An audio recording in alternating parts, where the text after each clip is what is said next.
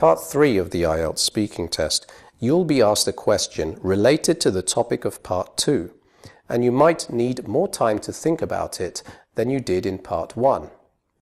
In video 5, I talked about using simple conversation fillers to give yourself time to think and to avoid silent pauses.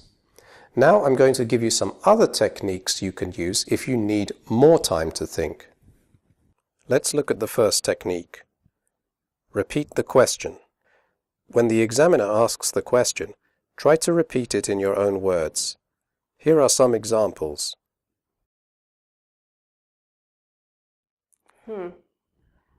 So you would like to know the different types of food that people eat in my country?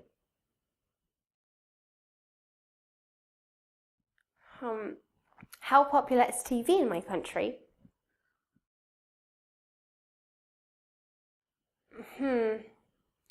So just to be clear, you're asking me about the benefits of playing sport.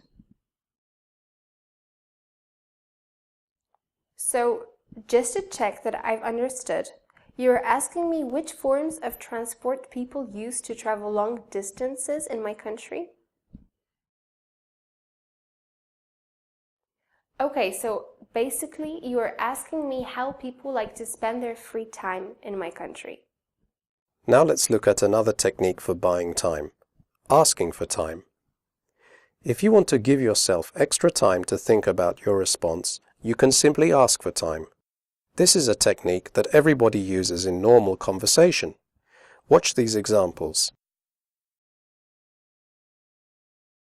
Interesting question. Can I think about it for a minute? Okay, that's a difficult question. Can you give me a moment to think about it? Good question. Can I have a little time to think about it?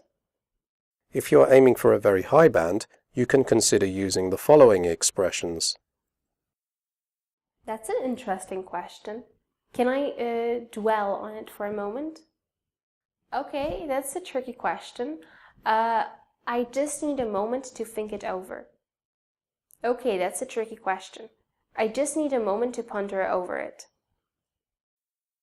If you want to gain the maximum amount of time, you can consider combining all the different techniques together. Watch this example. So you would like to know the different types of food that people eat in my country. Interesting question. Can I think about it for a moment? Well, I guess traditional Polish cuisine is still very popular.